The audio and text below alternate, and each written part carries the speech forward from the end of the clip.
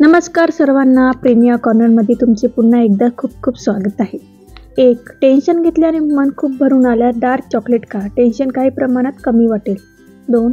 Tension घेतल्याने आपल्या शरीरावर खूप भयानक परिणाम पडतो. टेन्शनमुळे आपल्या शरीरामध्ये खूप प्रकारच्या बिमाऱ्या उत्पन्न होतात, त्यामुळे टेन्शन घेऊ नये. 3. केळ खाल्ल्यानंतर केळाची टप्पर न फेकता चेहऱ्यावर घासा, चेहरा चमकेल. 4.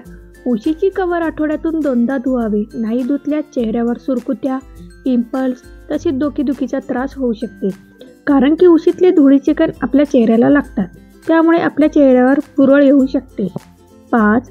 बूट वापरल्यानंतर पायावर डाग पडले असेल तर 3 चमचे ग्लिसरीनमध्ये अर्धा चमचा लेमनचा रस मिसळून एका डब्यात भरा आणि हे पाणी दररोज पायावर लावा आणि 10 मिनिटांनी पाय धुवा, डाग निघून जाईल.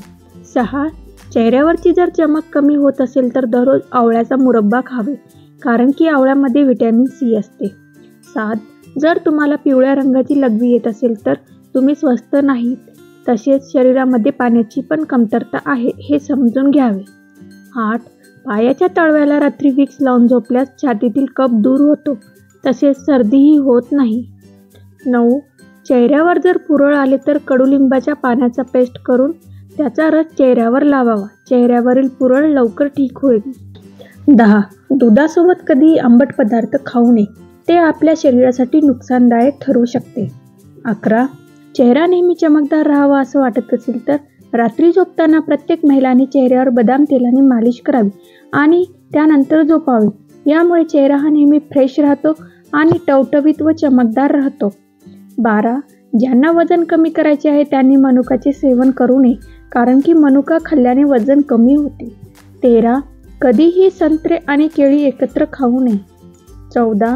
केस खूप गळत असेल तर तांदूळाचे उकळलेले पाणी थंड झाल्यावर केसांना लावावे आणि 10-15 मिनिटांनी केस धुवावे, केस गळणे कमी होते. 15. खोकला येत असेल तर फुटाणे खडीसाखर खावे. 16.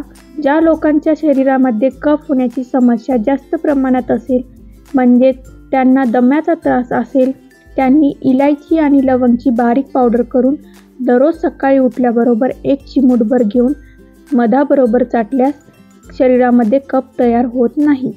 17. डिलिव्हरी झाल्यानंतर पोटावर डाग असल्यास दररोज रात्री झोपताना पोटावर ॲलोवेरा जेल लावावे, यांनी पोटावरील डाग कमी होते. 18.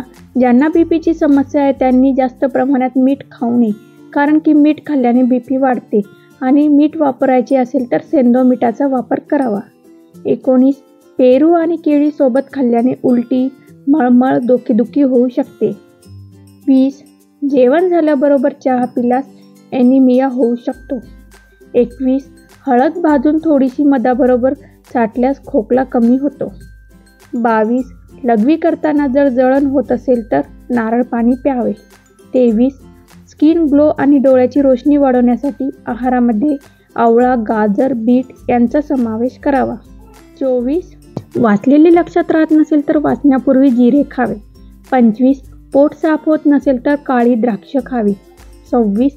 ज्या स्त्रिया फरशी वाकून हाताने पुसतात त्या स्त्रियांच्या पोटावरची चरबी वाढत नाही. 27. ज्या स्त्रिया खाऊचे पान दररोज खातात त्यांच्या शरीरामध्ये कॅल्शियमची कमतरता राहत नाही आणि त्यांची हाडे मजबूत राहतात. 28. कपाळावरती टिकलीचा डाग पडल्यास कपाळाला गंध्याचा वापर करावा आणि जिथे टिकलीचा डाग पडला त्या ठिकाणी ॲलोवेरा जेल लावा. 29. ज्या स्त्रिया काकडीचे सेवन करतात त्या कमी बिमार पडतात. 30. ज्या महिलांच्या चेहऱ्यावर वांग्याचे डाग असतील त्यांनी जायफळ उगाळून त्या भागास लावल्यास चेहऱ्यावरील वांग हळूहळू कमी होते. या टिप्स तुम्हाला आवडल्या तर चॅनलला नक्की लाईक करा, सबस्क्राईब करा, जेणेकरून आपल्या चॅनलवर येणारे असेच टिप्स तुम्हाला बघायला भेटतील. धन्यवाद.